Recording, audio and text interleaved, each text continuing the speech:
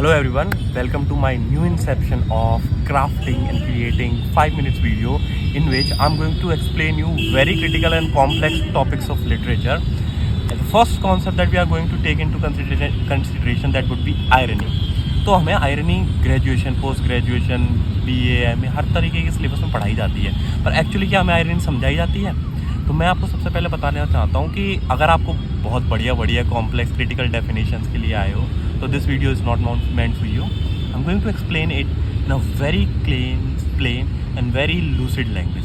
ठीक है, तो आयरनी क्या होता है? बेसिकली जो आयरनी का मतलब है ना, सीधी भाषा में बोला जाए तो आयरनी का मतलब है जो आप सोचते हो उसका जस्ट ओपोजिट. ठीक है, आयरनी 3 टाइप की होती है. सबसे पहली है वर्बल आयरनी. तो वर्बल आयरनी का आपको बेस्ट एग्जांपल देता हूँ. मान लो आपका कोई दोस्त, कोई मित्र विदेश पढ़ने गया है कि उसके बाप के पास अंडरस्टैंड पैसा है और विदेश में जाके वो फेल हो जाता है और उसकी घर वापसी होती है. तो घर वापसी होने के बाद उसके पिताजी उससे कहते हैं, वाह बेटा वाह, तूने हमारे ख़ानदान का नाम आसमान की बुलंदियों तक पहुंचा दिया.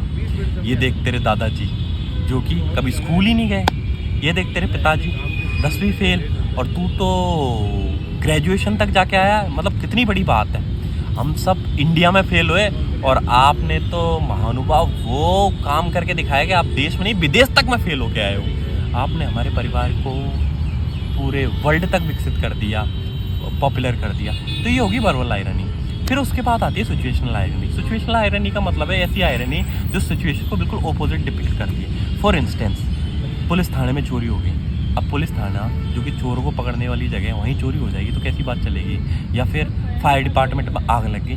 ये है बेसिक सिचुएशनल आयरनी.